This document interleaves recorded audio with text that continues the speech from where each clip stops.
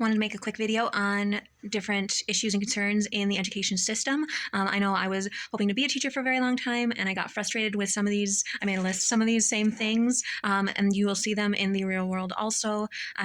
But maybe we can take some wisdom from this and see how we can change society and change how we maneuver throughout our days in order to accommodate these concerns. So,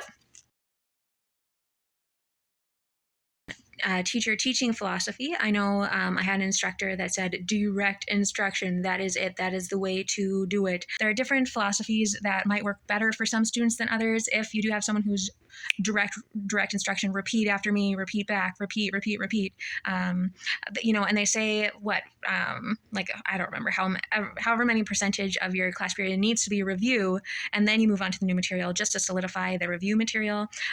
In college, they don't do that. They don't have to do that. So you have to have that in mind. You just have to have the review in. They're not going to go back. They'll just keep moving forward. They might do like a couple sentences, but they're not going to do X number percentage of the class period in theory. They're just going to keep going and go forward.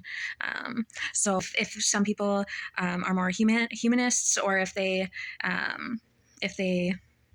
bring different formats of learning and of teaching into it. And that's another thing that was going to come up later in regards to engagement and maintaining engagement. I guess it goes hand in hand.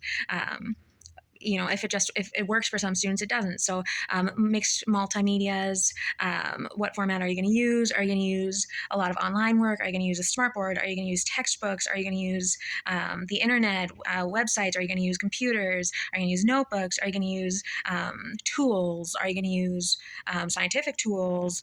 What are you going to use to get the point across, to get the learning across? And that's it's some people learn better in different ways when it comes to that sort of thing. Some people will lose engagement regardless. So it's learning styles as well as resources used.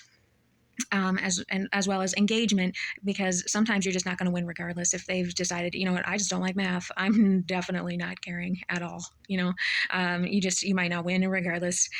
But so lack of engagement. Let's see. And that lack of access to resources too. You hear that all the time. I do not have enough textbooks. I do not have enough books. I do not have enough. And again, with college, you buy your own textbooks. They say this is what's required for the class. You can either buy it or, that you can share with a classmate. This is not on me. You have to find it and you have to have it. And sometimes you can get by not having it and just lying and BSing a lot to get through it. But ideally, you will have the materials available to you.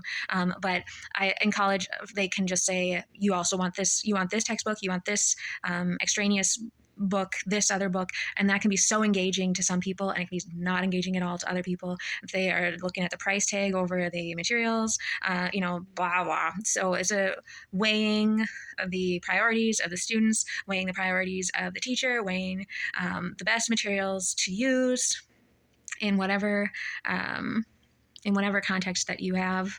Can be a very tough balance and flow. What have you. So having access to those resources is tough. And I think that it's a very scrappy. Luckily, they have been making accommodations. They've been working on that. So they've been getting textbooks online. They've been getting, all sorts of different things available to people for free. The internet is amazing like that. So 100% check it out. But yeah, so having those supplies available to you, those resources. And it doesn't even come down to educational resources. I know I was speaking with, I was in a class with a speaker who came in and was talking about meeting students' basic human needs. She was working with low income at-risk students, and there was this individual who just was hungry, who could not focus, who was not doing work. He had a rough home life, and there's nothing, you can help, but only to a certain extent in that context. And so he was not engaged, but she would take care of him. She said, you know what, you can go ahead and you can take a nap in my class if you need to. If I will, I have an apple, I will have some snacks available for you. So that way you are not hungry. So you are not tired if you're working 2 shifts after school, things like that. So there's, balancing the home life of your students also super complicated. Um, Plus the resources in the classroom, outside of the classroom, making sure everyone is healthy and happy. Very, very complicated to balance that.